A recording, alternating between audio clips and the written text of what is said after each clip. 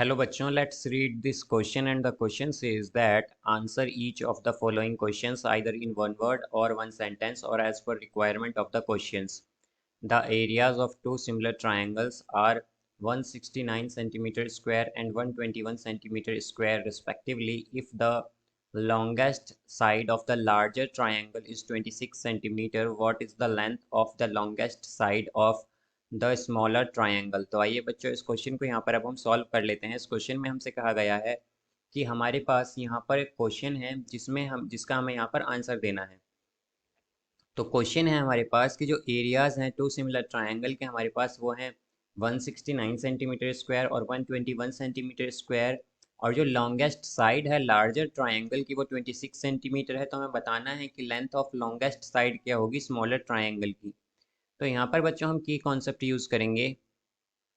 की कॉन्सेप्ट यहाँ पर हम यूज़ करेंगे that if two triangles are similar, if two triangles are similar, अगर दो ट्रायंगल्स हमारे पास कैसे हों, सिमिलर हों, are similar, similar, then ratio of their, then ratio of their areas, of their areas, areas is equal to squares of their corresponding side, squares of their corresponding side, squares of their corresponding sides। तो हमारे पास बच्चों अगर दो triangle similar हैं तो जो ratio होगा उनके एरियाज का वो इक्वल होगा उनकी corresponding साइड के स्क्वायर के। सो लेट सपोज हमारे पास दो ट्राइंगल हैं।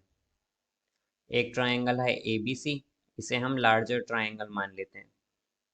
ABC है हमारे पास ये ट्राइंगल बच्चों, ABC, ये हमारा कौन सा ट्राइंगल है? लार्जर ट्राइंगल है, लार्जर ट्राइंगल है लेट सपोज। और हमारे पास एक सेकंड ट्राइंगल है DEF, इसे हम स्मॉलेस्ट ट्राइंगल मान लेते हैं, स्मॉलेस्ट ट्राइंगल DEF। ये कौन सा ट्राइंगल है बच्चों? स्मॉलर ट्राइंगल है, स्मॉलर ट्राइंगल है। अब यहाँ पर अगर हम लॉन्गेस्ट साइड मानते हैं बच्चों ट्राइंगल ABC में, longest side, longest side in triangle ABC, तो बच्चों ABC में हम लॉन्गेस्ट साइड मानते हैं AB को, और लॉन्गेस्ट साइड हम मानते हैं, लॉन्गेस्ट साइड मानते हैं ट्राइंगल DEF में, DEF में, ट्राइंगल DEF में हम मान लेते हैं बच्चों यहाँ पर DE को, DE को। तो यहाँ पर बच्चों ये हमारे पास क्या है? लॉन्गेस्ट साइड है स्मॉलर और लार्जर ट्राइंगल की इस तरह से। अब इनके एरियाज का बच्चों हमारे पास रेशियो क्या होगा यहाँ पर? अगर हम देखें तो area of triangle ABC by area of triangle